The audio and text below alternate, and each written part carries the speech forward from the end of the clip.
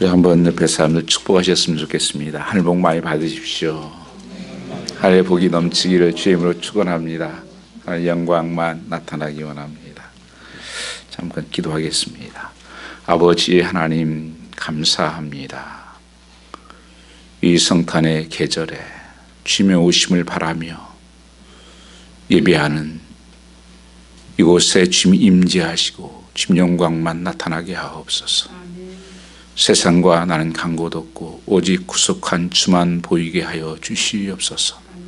주께서 예배 가운데 함께 주시기 믿사옵고 예수님 받들어 기도 올렸사옵나이다. 아멘. 오늘 말씀은 아버지께로 돌아가자 하는 말씀으로 은혜를 나누고자 합니다. 우리가 살아가면서 보면 하나님이 계셔, 하나님 없다고 하는 한 부류가 있습니다. 이걸 갖다 우리는 무신론자다 이렇게 부릅니다. 또 어떤 우리는 하나님을 믿습니다. 하나님 살아계시고 항상 계시는 분이십니다. 이렇게 또 믿는 것을 또 정의를 하면 유신론자다 이렇게 분류하기도 합니다. 하나님이 계시다, 살아계시다, 또 안 계신다, 없다 하는 관점은 어디서부터 생각난 것인가? 그러니까 하나님이 없다고 하는 무신론자들은 하나님 믿는 사람들을 이렇게 평가를 합니다. 인간이 신을 만들었지. 인간들이 다 필요하니까 기댈 때가 필요하고 도움이 필요하고 자기 약한 것을 아니까 사람들이 신을 만들었다 생각을 합니다. 그 사람들에게 이게 무신론자들의 주장이에요. 그러면 반대로 우리가 개념 보면 또 무신론자는 어떤 것인가? 하나님이 없다고 하는 것을, 왜냐하면 하나님이 없으면 편하니까. 이 도덕주의하는 사람들이 가장 무서운 게 누가 보고 있다, 알고 있다 한다. 그러니까 내 마음대로 살고 싶은데 하나님 계시면 귀찮은 거예요. 그러니까 없다고 하는 것으로 정의를 하고 살려고 하는 사람들이 또한 무신론입니다. 그 니체가 하나님 죽었다 이렇게, 하나님이 그래서 죽는 것은 아니죠. 니체가 나중에 미쳤어요. 사실 정신병자가 됐는데 나중에 쓰면서 자신의 그 허무함을 고백을 했었습니다. 여러분, 하나님은 본인이 나는 하나님과 같은 분이다, 예수님이. 그리고 이 성경에서 하나님은 살아계신 분이다, 창조자라고 선언하고 있는 것입니다. 그리고 2000년이 지나는 동안 많은 사람들이 이 허구라고 하는 부분을 없애려고 수없이 노력을 했습니다. 교회를 없애려고 하고, 이 무슨 부활이 그게 가능하냐, 말도 안 되는 소리지.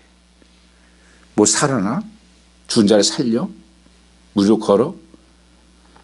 그것을 증명하려고 수많은 학자들이 연구하면 연구할수록 거의다가 몇 페이지 안 쓰고는 다 무릎을 꿇었습니다. 정말 주는 그리스도시요 살아계신 하나님의 아들이소이다. 연구하면 연구할수록, 과학이 발달하면 발달할수록 더 하나님의 살아계심이 나타나게 되었다고 하는 것입니다. 오늘 본문이 이 말씀에서 보면 소위 탕자의 비유라고 이렇게 말합니다. 어떤 집에 두 아들이 있었습니다. 근데 이 작은 아들이 하루는 아버지의 가지고 있는 재산 중에 이제 유산으로 넘겨줄 자기 분깃을 달라는 것입니다. 이건 정말 망나니가 하는 짓입니다. 이건 이스라엘에서 있을 수 없는 일이에요. 그 유산은 아버지가 돌아가신다든지 정말 위급해서 이제 어떤 마지막 정리를 해야 될 때 하는 것이지, 멀쩡히 두 눈 뜨고 살아계시는데 아버지 내 분깃 달라고, 유산 달라고. 만일 그렇게 되면 그때 당시 법에는 돌로 쳐 죽여야 됩니다. 신명기 21장 18절부터 21절 말씀을 보시면 그런 부모의 말씀을 거역하고 부모의 말씀에 불순종하고 사는 사람들은 돌로 쳐 죽이게 되어 있습니다. 그게 성경에 분명히 기록되어 있다고 하는 것입니다. 그런데 이 아들, 그것을 받아가지고 가출을 합니다. 그것도 이제는 절대 돌아오지 않으리라 생각하고 먼 나라로 가버려요. 다른 나라까지 갑니다. 이 둘째 아들 가출 심리도 동일했다고 말할 수가 있습니다. 그것은 뭐냐면 내 아버지와 함께 더불어 같이 있었다. 이제는 아버지하고 있어 보니까 자유도 없고 내 마음대로 못하겠고 아버지 없는 곳으로 떠나 살겠다. 자유를 찾고 마음대로 내가 아름다운 여인을 만나고 또 내가 마음대로 한번 살아보겠다. 이 독립선언을 한 것입니다. 오늘 11절 말씀에 보시면 두 아들 중에서 이 초점이 뭐냐면 이 아들이 방탕한 아들이 떠나갔다는 데 초점이 있는 것이 아니라 돌아오는 것에 초점을 두고 있어요. 오늘 여기 15장에 세 가지의 비유가 나옵니다. 하나는 양 100마리가 있는데 한 마리를 잊어버렸다. 그런데 그 목자가 99마리 양을 놓아두고 그 한 마리 잃어버린 양을 찾기 위해서 산과 들로 그 부르짖으면서 찾아다녔다. 그래서 찾았을 때 뭐 끌고 온 게 아니에요. 어깨다 메고 기뻐가지고 즐거워서 왔다. 이 이스라엘은 양은 한 가족 같아요.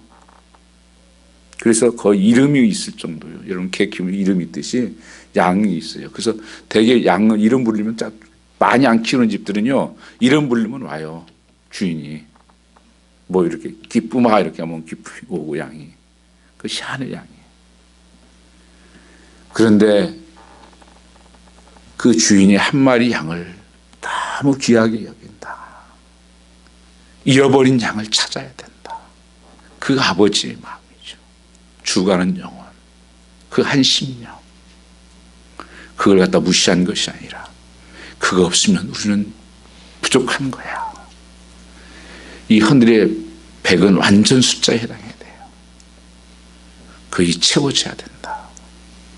이 10드라크마를 있는데 한 드라크마를 잊어버렸어요. 그러니까 찾기까지 계속 수고하지 않겠냐. 그걸 하나 잊어버려. 이 한 드라크마는 이 한 달란트는 노마로 하루 품삯에 해당하는 거예요. 어쩌면 10개 중에서 하나 잊어버려도 될 것 같고 99마리 양 중에 3마리 잊어버려도 우리는 괜찮을 것 같은데 하나님의 마음은 그게 아니라는 거예요. 그 한 마리의 양, 한 달란트 잃어버린 것을 찾고 또 찾고 그 모습 속에서 하나님은 영혼을 구원하는 찾아오라고 하시는 하나님의 음성을 들을 수가 있는 것입니다. 오늘 이 돌아온 탕자에서도 앞에 분급에 돌아온 탕자예요. 그러니까 탕자라고 하는 것을 강조하려는 것이 아니라 이 탕자가 돌아온다고 하는 것을 강조점을 두고 있는 거예요. 왜 그럴까요? 하나님의 기쁨은 이것을 통해서 우리에게 주어집니다. 성경에 우리를 기뻐하라. 항상 기뻐하라고 말씀하시는데 우리 기쁨이 잘 안 생기죠. 오늘 여기에 말씀해 보시면 계속 나오는 것이요. 기쁨에 대한 나와요. 그 10절 말씀에도 내가 너희로 이와 같이 죄인 하나가 회개하면 하나님의 사자들 앞에서 기쁨이 되느니라. 정말 하나님의 놀라운 기쁨이 넘칠 것이라고 말씀하고 있습니다. 내가 양을 찾았다. 잃어버린 돈을 찾았다. 잃어버린 아들을 찾았다. 이것만 지금 기쁨이 없다는 거예요. 하나님이.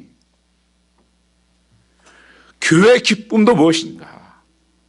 교회 기쁨이 회복되려면 영혼을 구원하는 교회가 되고 영혼을 살리는 교회가 되고 그때 교회의 기쁨이 있는 것입니다. 성도들도 마찬가지입니다. 내 삶에 여러분 세상 것들로 그 기쁨은 잠깐이에요. 여러분들 이제 뭐 평생 사시면서 특별히 미국에 사시면서 많은 분들이 누릴 것 누려본 사람들도 많이 있어요. 좋은 집에서도 살아본 도 많고 좋은 차도 가지고. 그런데 그 기쁨이 얼마나 오래 갑니까? 또 다른 욕심, 또 다른 것을 얘기하죠. 하나님의 기쁨, 이 조이풀한 기쁨은요, 영혼이 살아나는데 기쁨이 있어요. 내 영혼이 회복되고 단 영혼이 구원받는 곳에. 교회는 그래서 그 이에 부름을 받은 것입니다. 오늘 우리는 이 둘째 아들을 통해서 한번 물어야 될 중요한 질문이 있습니다.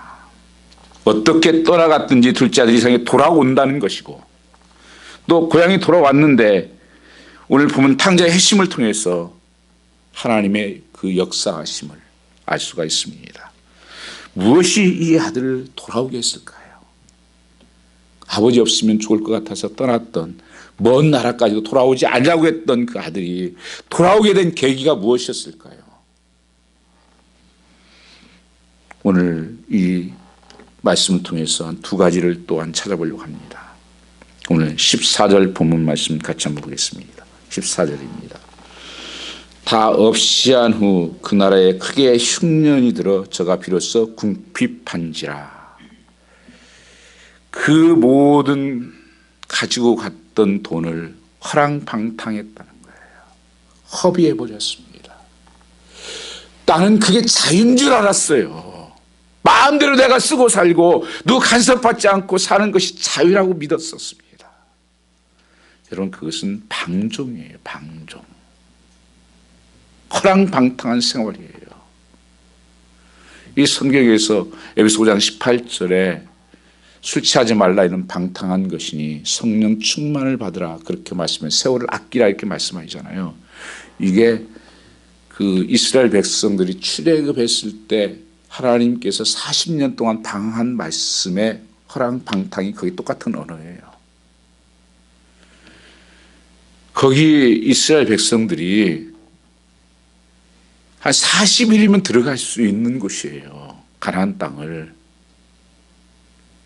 그런데 40년을 걸려요. 40년을. 그것을 방황했다는 거예요. 왜요? 하나님만 의지하고 하나님만 바라보고 하나님 주시는 복으로 살라고 했었는데 계속 불평하고 원망하고 하나님 없이 우상을 만들어 놓고 계속 이러면서 하나님께서 그 영혼들을 단련시키고, 그리고 하나님이 약속하셨잖아요. 너희가 글로 가겠다고. 그러면 다 죽기까지 돌아다닌 거예요. 그걸 갖다가 낭비한 인생이라는 거예요. 여러분, 우리 살아가면서 하늘을 지나면서 시간을 낭비해요. 허랑방탕한 거예요. 물질을 낭비하고 건강을 낭비하고 우리의 주어진 것들을 하나님 앞에 귀하게 써야 될 것들을 낭비해버린 인생이 되지 말라는 것입니다. 하나님 없이 사는 삶은 그래서 낭비 인생이에요. 그것이 내가 마음대로 할 수 있는 것으로 생각하는 것입니다.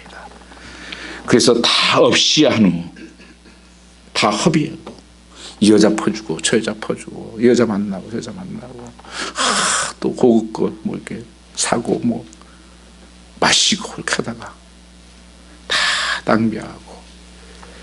그런데 그 나라에 크게 흉년이 들었다는 것입니다.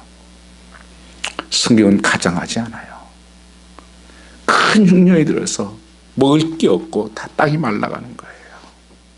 그래서 궁핍하기 시작을 합니다. 그 가난한 자가 되었습니다. 자유를 꿈꾸고 떠났었는데 아버지의 찬소리 간섭도 없고 자유의 날개를 피며 살아가려고 생각했었는데 지금 그의 모습은 어떻습니까? 돼지 지엽 열매를 먹고 노예 자리로 전락해버린 자기 모습을 보게 됩니다. 이스라엘 이게 그 이방 나라들 아랍이라든지 남미 가면 지금도 이렇게 집에서 돼지 키우는 집 거의 없어요. 밖에 산비탈 같은 데도 제가 선교지 가서 많이 봤거든요. 산비탈 같은 데도 음악 하나 지어놓고 거기다가 키우고 그냥 들여다 풀어놓고 막 이렇게. 이 이스라엘은 돼지를 가장 혐오한 동물 중에 하나예요. 그래서 그 독일 사람들이 유대인들을 학살했잖아요. 그때 독일에 가보면 동상이 많이 있어요. 무슨 동상이냐면요, 이 돼지를 눕혀놓고 그 젖에 유대인 아기를 벗먹이는 모습으로 동상을 거의 폄하한 거였어요. 그런 동상이 상당히 많이 있습니다. 그 유대인들은 그렇게 그것을 갖다가 그래서 제사 드리는 곳에 그 돼지를 집어넣어요. 피 뿌리고. 더러운 것 상징이었어요. 그러니까 얼마나 지금 전략 타락되어 있는 모습인 것을 알 수가 있어요. 먹을 것이 없으니까 흘러 들어간 곳이 돼지치는 집에서 쥐염 열매를 먹으면서 치고 있는 자기의 모습을 보고 궁핍했다는 것입니다.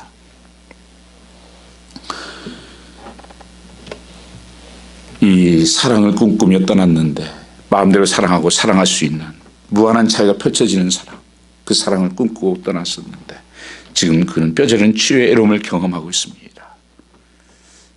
사실은 그래요. 아버지 떠나면 아버지만 떠난 줄 알았는데 나의 모든 것이 떠난다는 사실이 성경적인 진리입니다. 하나님 없이 살면 행복할 것 같은데 하나님만 떠나는 것이 아니라 나의 모든 것이 다 떠나게 되는 거예요. 하나님과 우리가 대결하며 살 수가 없는 거예요. 시편 73편 말씀해 보시면 다윗이 1편 2편에 보면 나는 미끄러질 뻔하고 넘어질 뻔하였다. 거의 슬리피했다. 이런 고백을 하면서 그 이유가 뭐냐면 하나님 없이 잘 믿는 잘 사는 사람들 보니까 부러워했다는 거예요. 자기는 너무 고통스럽고 주야로 눈물이 되는데 하나님 없어도 잘 사는 사람들, 고난도 없고 고통도 없고 눈물도 없고 나는 뭐야 이거? 하나님 믿는다는 게 무슨 의미가 있어? 거기에 절망했습니다.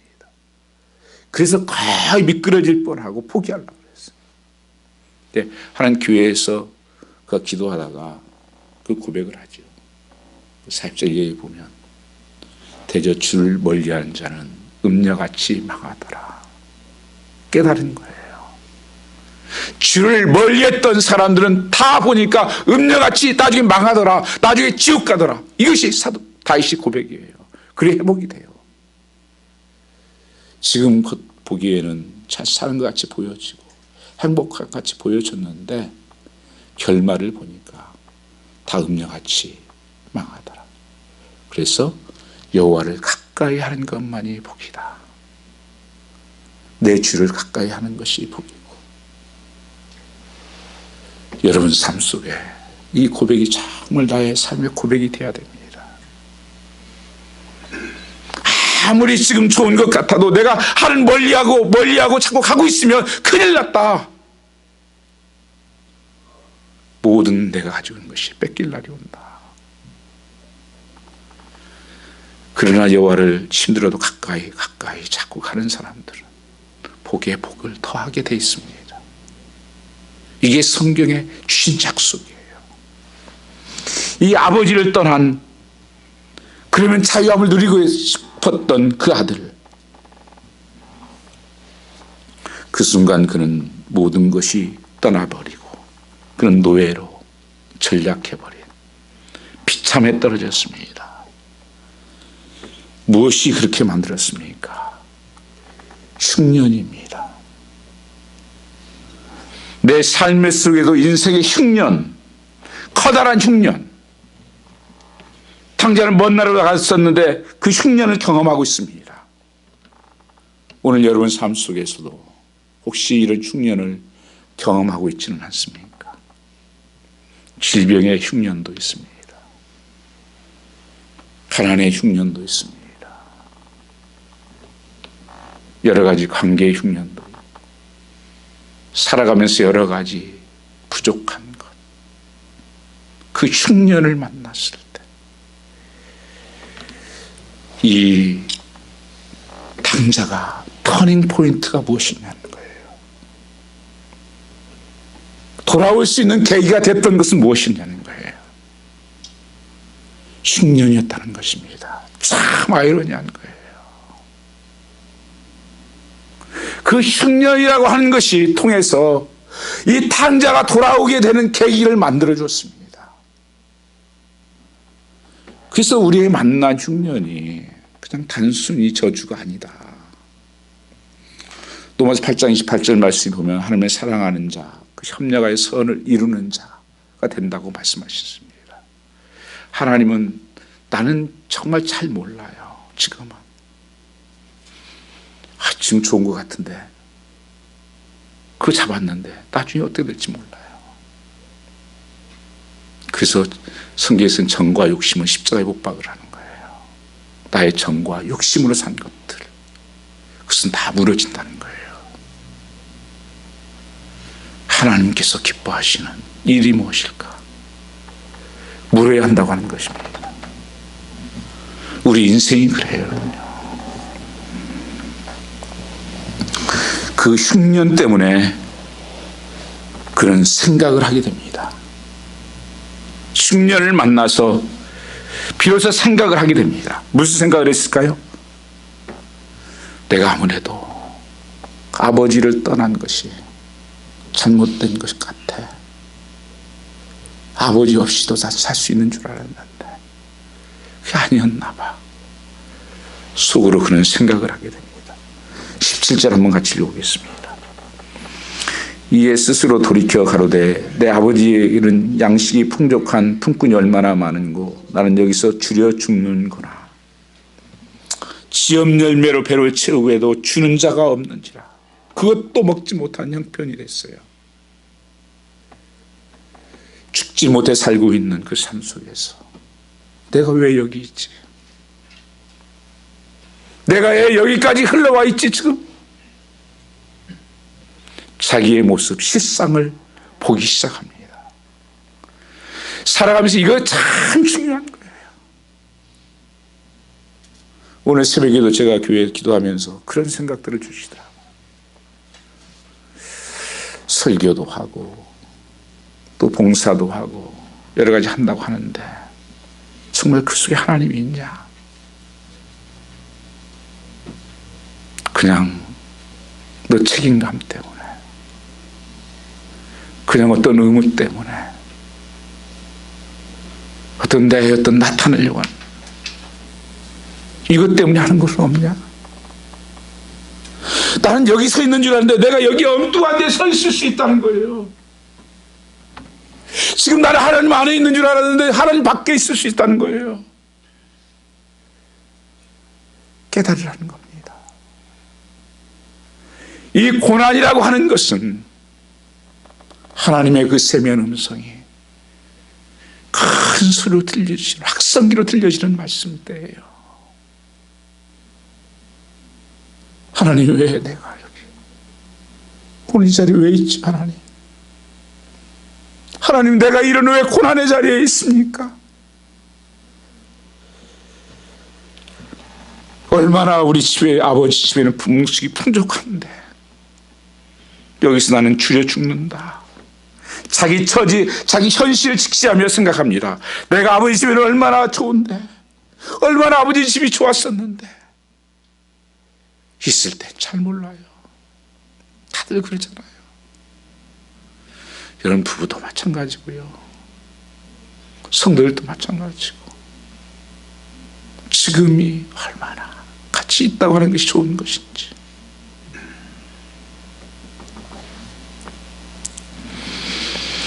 종들까지도 풍족하게 먹고 있는데 나는 여기서 죽는다고 덕백을 하고 있는 모습 속에서 이 둘째 아들의 생각이 중요하죠.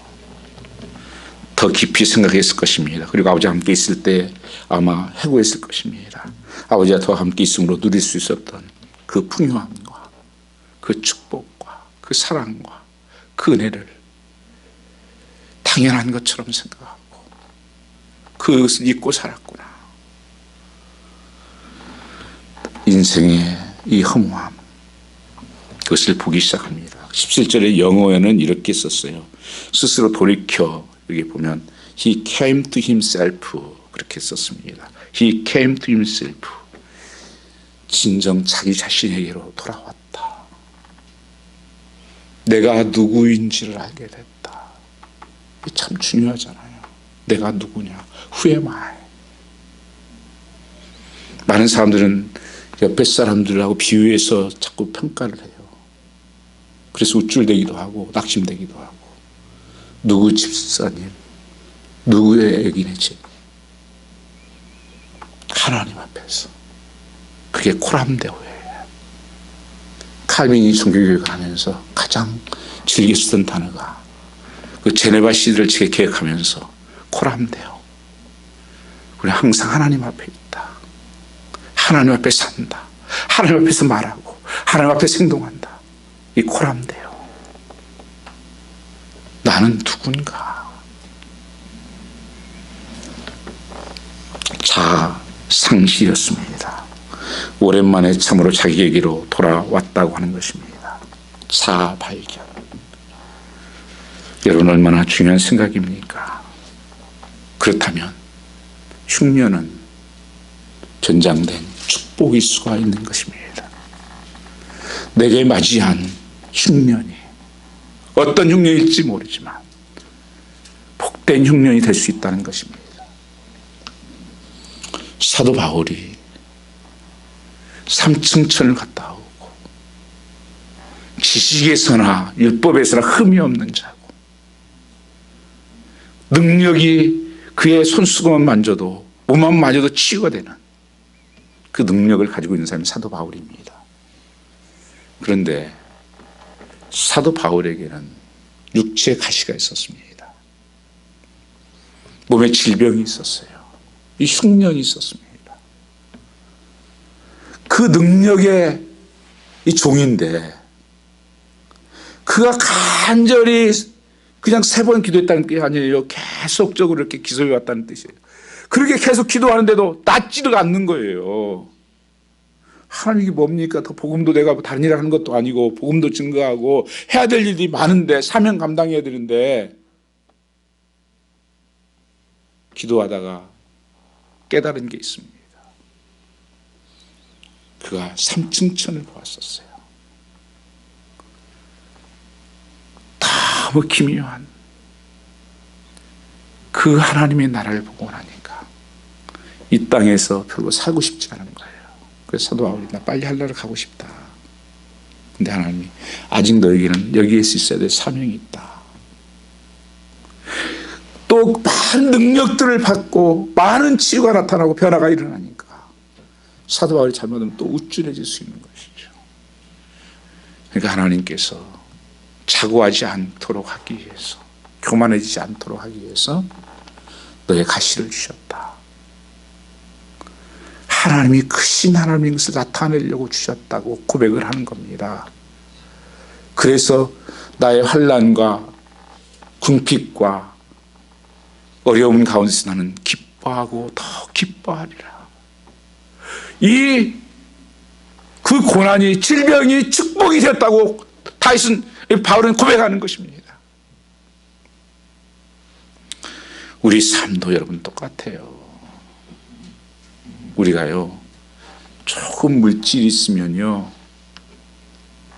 엉뚱한 짓 하기 쉽습니다. 하나님께서 왜 나를 이렇게 사시게 하시나? 그 물질이 쓸만한 그릇이 안 되면 안 줘요. 줘도 뺏어버려요. 왜요? 정말 하나님 앞에서 이런 고백이 하나님만이 살아계신 하나님이시고 하나님만이 능력입니다. 하나님 주셨습니다 하는 고백이 없으면 엉뚱한 일 한다니까요. 여러분 시간 좀 많이 좀 주어보세요. 남으면 뭐 하실까요?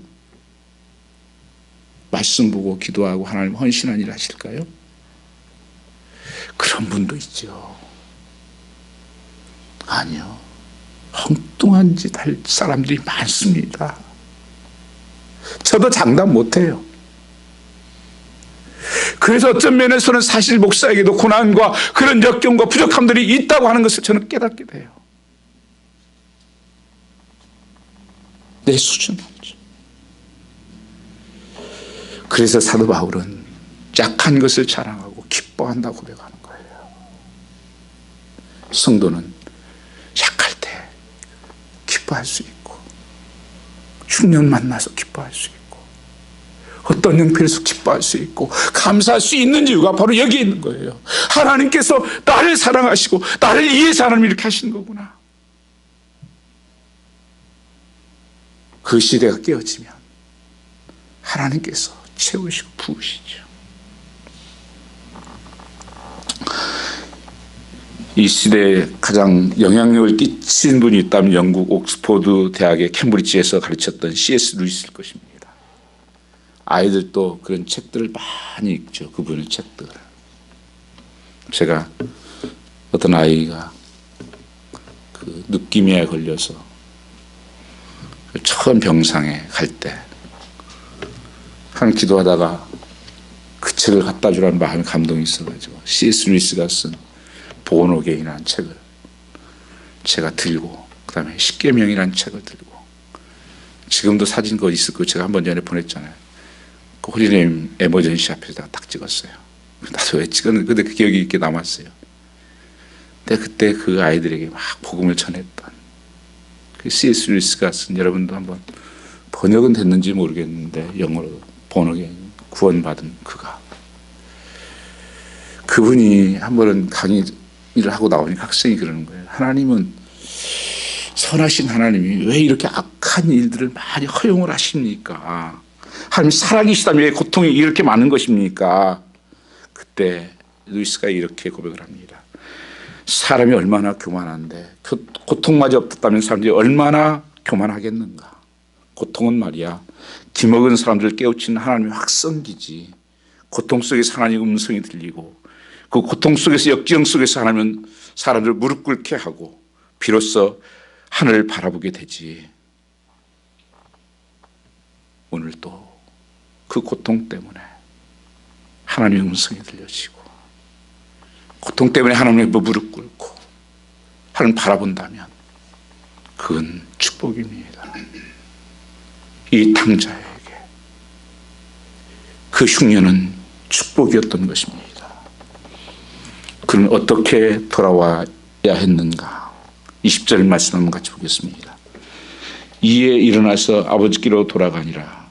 아직도 상가가 먼데 아버지가 저를 보고 측은히 여겨 달려가 목을 입맞추니. 이에 일어나 아버지께로 돌아갔다, 이렇게 말씀하고 있습니다. 상가가 먼데 아버지를 저를 보고 측은히 여겨 달려갔다. 이 18절 19절 말씀이 보면, 내가 일어나 아버지께 이르기를 아버지여, 내가 하늘과 아버지께 죄를 지었사오니 지금부터 아버지 아들의 일컬음을 감당치 못하겠나이다. 품꾼 하나 써주시옵소서. 내가 죄를 지었습니다. 그가 결국 깨달은 가운데서 무엇을 깨달았어요? 내가 하나님 말씀대로 살지 않았습니다.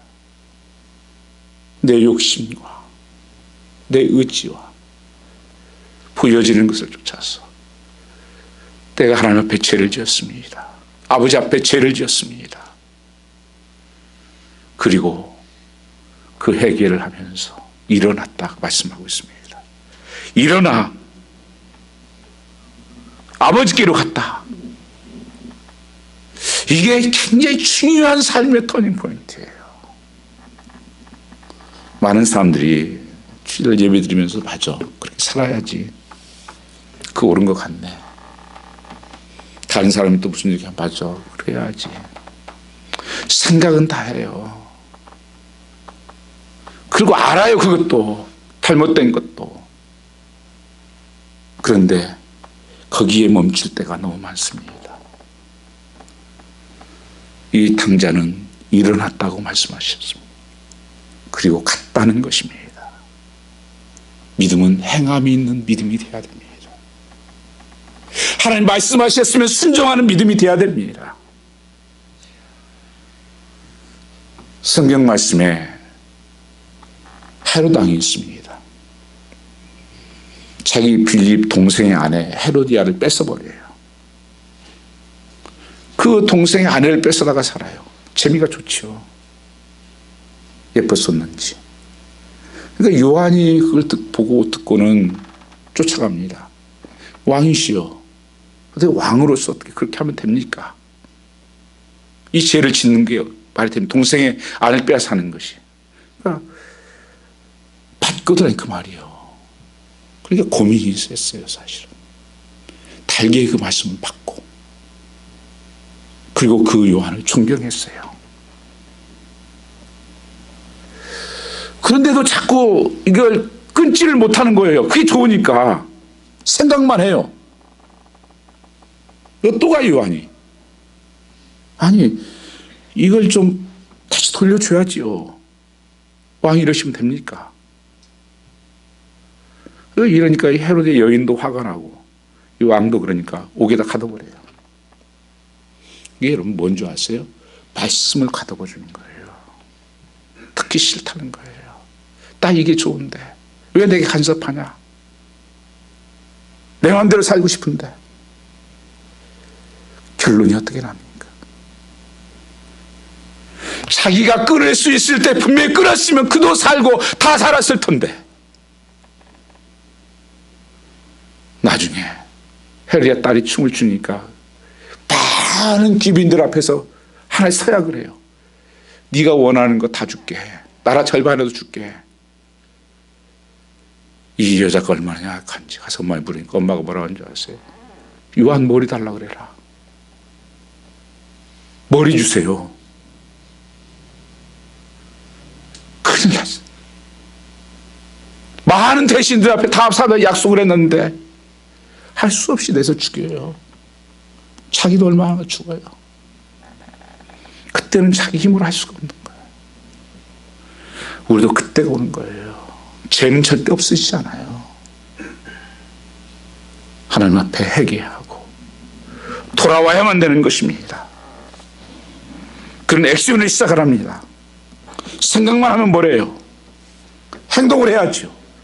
말만 하면 뭐예요?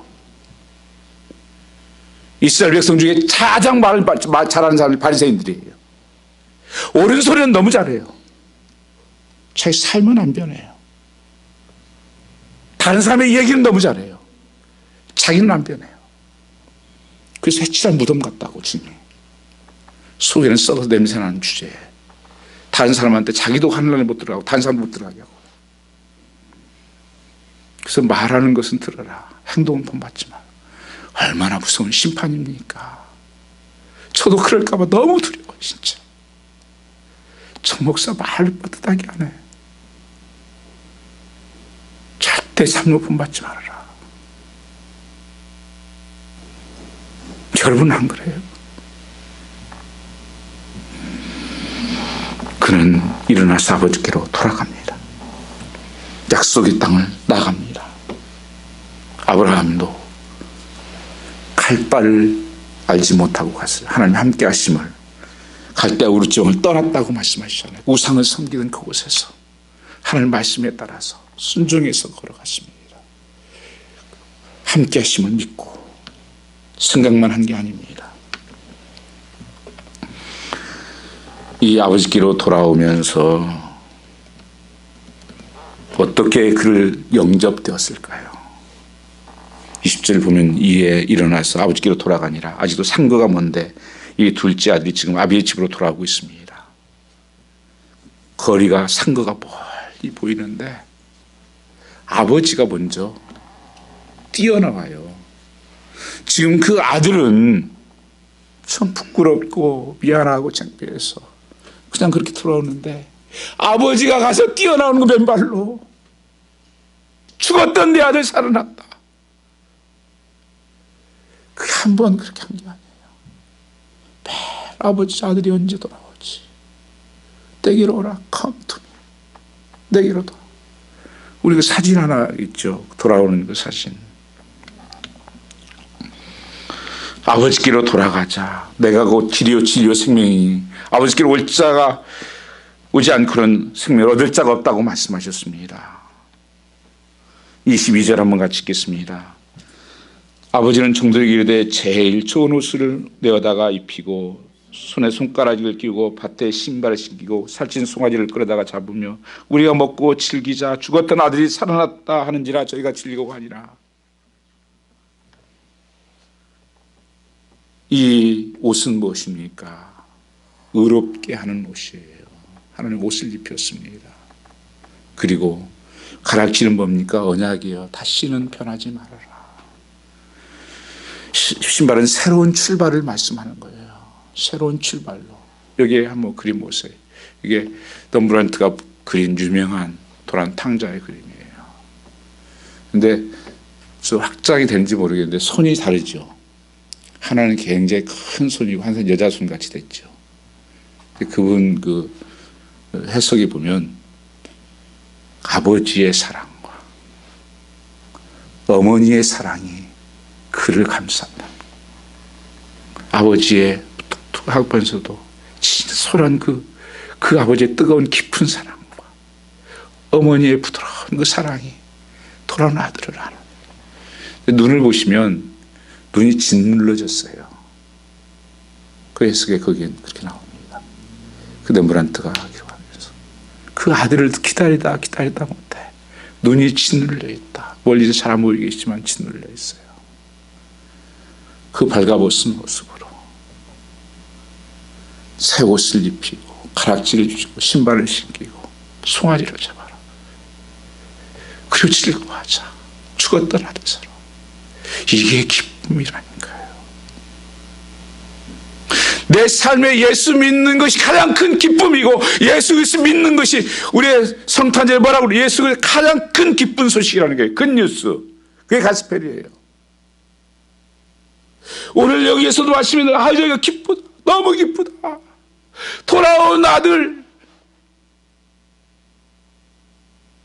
탕자가 돌아왔다. 잃어버린 양이 찾았다. 드라크마를 찾았다. 가장 기쁨이라고 표현하고 있는 것입니다.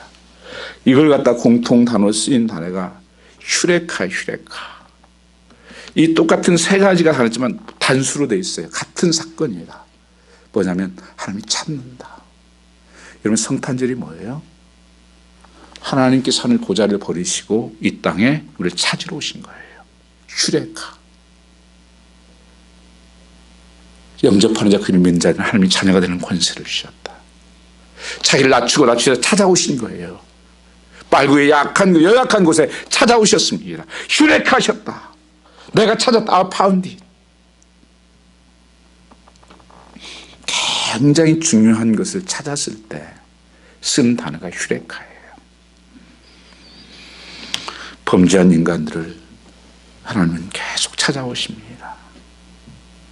왜 주님이 지금 바로 안 오신 줄 아십니까, 여러분? 많은 영혼들이 주께 빨리 돌아오기를 기다리고 있고요. 첫 번째는. 두 번째는요. 우리가 구원받은 사람들이 벌거벗은 구원을 받지 않고 하나님 앞에 정말 복된 구원을 받기, 멸류관 받으라고 그러는 거예요. 성경에 불 가운데 얻은 구원이 있어요. 구원을 받는 벌거벗은 대로 받은 구원. 아무 일도 없고 정말 하나님 앞에 쓰임받지도 못하고 하나님 기다리시는 거예요. 무엇보다도 영혼을 구원하는 일. 여러분 가족에 내게 주신 사명이요. 직장에 여러분 이 친척들. 다음 주는 우리 1부 예배가 없고 2부 예배 새생명잔치가 있습니다. 오실 때 혼자 오지 마시고 정말 이 한 해 무엇을 하는 게 감사하고 무엇을 기뻐할 수가 있겠습니까? 한 영혼이라도 하나님 구원할 수 있는 은혜를 주십시오. 정말 여러분 기도하고 계십니까? 내 마음에 그 하나님 마음 무슨 상관이 있어 나하고 그건 하나님하고 상관이 없는 거예요. 여러분 삶에 정말 하나님이 사랑하는 사람은 교회를 사랑하고요. 교회를 사랑하는 영혼을 사랑하는 거예요. 그리고 가정을 사랑하는 거예요. 왜요? 하나님이 직접 지은 것은 두 군데밖에 없으니까. 교회에서 뭘 하든지 나 상관없어. 그럼 구원받은 거 아닙니다. 그냥 교회는 하나님의 주인이시기. 주님께서는 사람 찾는 것으로 부족하시기에 친히 육신의 몸을 입고 높고 높은 보좌에 가장 낮고 낮은 땅에 찾아오셔서 잃어버린 자를 내가 온 것은 찾으러 왔다. 이렇게 말씀하십니다. 그리고 주님이 찾았을 때 어떻게 옵니까? 그 4절 말씀에 보면 찾아다니다가 어깨에 메고 너무 즐거워서 어깨에 메고 뭐 끌고 온 게 아니에요. 억지로 가겠다는 끌고 온 게 아니라 어깨로 들쳐메고 거기에 보면 너무 기쁘다 즐거워하고 6절 말씀에도 드라크온을 찾은 사람들이 보면 나와 함께 즐기자. 나 이런 양을 찾았노라. 아니 지금 이런 말이 안 되는 소리잖아요. 양 한 마리 그 잃어버린 자 찾았는데 양 잡아가 잔치를 해요? 드라크마 하나 잊어버렸는데 나하고 잔치를 하자는 거예요. 양을 찾아놓으라 하고 잔치를 해요? 잔치하는데 그 돈 더 들어간다니까요. 하나님의 한이 없는 언컨디셔널 러브예요. 영혼을 사랑하는, 돈으로 값어치로 계산할 수 없는 영혼이다. 물질로 계산할 수 없는 영혼이다. 하나님께서 만드신 신묘망측한 원더풀하고 퓨어풀리한 그 영혼은 천하보다 귀하다. 교회는 이걸 찾는 일을 하는 것이고 그걸 우리 도구로 쓰임받는 것이 우리의 사명입니다. 믿지 아니한 자를 어찌 부르리요, 듣지도 못한 이를 어찌 믿으리요, 전파하는 자가 없이 어찌 들으리요, 보내심을 받지 아니하였으면 어찌 전파리요. 기록된 바 아름답도다. 좋은 소식을 전하는 자들이요 한과 같으니라. 이들이 다 스스로 왔나요? 어린 양이 찾아왔습니까? 한 드라크마가 그냥 걸어서 왔습니까? 돌아온 탕자는 뭡니까? 들어왔습니까? 아버지가 달려가서 먼저 맞았다니까. 왜요? 먼저 가서 깨어났어요. 그랬으면 아니면요 돌에 맞아 죽어요. 한번 신명기 21장 읽고 마치겠습니다. 신명기 영상에 좀 또 있지 않나요? 21장 18절부터. 하나님은 용서해놓고 기다리시는 하나님이십니다. 준비해놓고 기다리신 것입니다. 옷을 다 준비해놓고. 우리가 같이 한번 읽겠습니다. 사람에게 안악하고 패역한 아들이 있어 그 아버지의 말이나 그 어머니의 말을 순종하지 아니하고 그가 징금으로 그의 부모가 그를 끌고 성문에 이르러 그 장로들에게 나아가사 그 성을 장로들에게 말하기를 우리의 이 자식은 안악하고 패역하여서 우리 말 듣지 아니하고 방하며 술에 잠긴 자라 하면 그 성의 모든 사람들이 돌로 쳐 죽일지니 이같이 내가 너희 중에서 악을 제하라. 그래 온 이스라엘 백성. 이게 하나의 법이에요. 그 아들 들어오는 아들들 동네 사람들 와서 돌로 쳐 죽여도 아무 말 못하는 거야. 그러니까 그 아버지가 먼저 달려가서 그 아들 오기도 전에 가서 달려가서 꽤 안아버렸어요. 내가 맞겠다고. 그게 십자가예요. 아들이 세야 될 십자가, 맞아야 될 돌 내가 맞겠다. 딸을 구원하신 하나님이에요. 우리를 살리려 그가 죽었습니다. 이 성탄은 바로 메리 크리스마스예요. 할러데이가 아니에요, 여러분. 날 할러데이. 트럼프가 이건 참 잘했어요. 여러분 삶 속에 정말 메리 크리스마스, 영혼을 구원하고 살리는 역사가 나기를 주님으로 축원합니다. 성찬식 같이 하겠습니다.